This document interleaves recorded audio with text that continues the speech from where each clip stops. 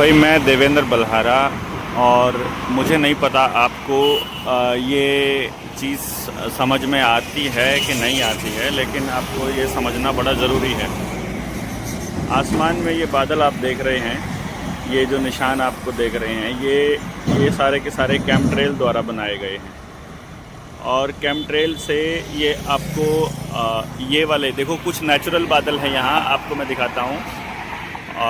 ये जो काले काले दिख रहे हैं ये घने बादल नेचुरल हैं, लेकिन ये जो लाइन आपको दिखाई दे रही है, ये लाइन और ये इधर से आकर के फिर ये टूटे हुए बादल दिखाई दे रहे हैं, ये सारे के सारे केमिकल छिड़के गए हैं ऊपर आसमान में।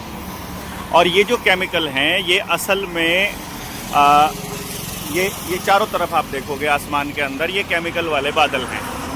और अब मैं आपको इन बादलों की रियलिटी बताता हूँ कि ये बादल छिड़के क्यों जाते, ये केमिकल छिड़के क्यों जाते हैं। असल में एक तो सन डिमिंग का प्रोजेक्ट है जिसके ऊपर बिल गेट्स ने इन्वेस्टमेंट किया है, और दूसरा प्रोजेक्ट जिसके ऊपर ये काम कर रहे हैं वो है आपकी ज़मीन को बंजर बनाने का और हैवी मेटल्स आपकी हवा में घोलने का, जिससे ज़्यादा से ज़्यादा लोग बीमार हो सकें। और फार्मा कंपनियों का जो ये एजेंडा है ये पूरी तरह से कामयाब वो कर सकें, जो 2030 तक टोटल कंट्रोल का एजेंडा ये लोग पूरा करने वाले हैं, जिसके लिए ये पूरा खेल खेल रहे हैं। इसलिए मैं आप सब लोगों से गुजारिश ये करूँगा कि जो बुद्धिजीवी लोग हैं वो कम से कम ये तो पूछ लें अपनी सरकार से कि, या अपने मंत्रियों से, कि आसमान में जो केमिकल छिड़के जाते हैं इनके अंदर है क्या और इनकी परमिशन कौन देता है और किस इरादे से ये किया जाता है।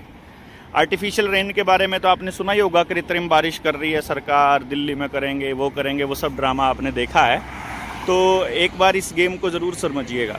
ठीक 8 मिनट के बाद ये बादल जो हैं अब ये इतने फैल चुके हैं यहाँ से, और फिर मैं आपको दोबारा से वही बादल अगर दिखाऊँ तो आप रियलाइज़ करेंगे कि अब पूरे आसमान में सेम बादल फैल चुके हैं।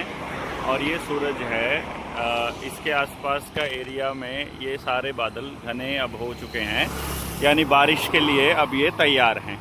तो आपकी फसलों के ऊपर इनको जो भी केमिकल, बीमारी या कुछ भी छिड़कना हो, बड़े आसानी से छिड़का जा सकता है।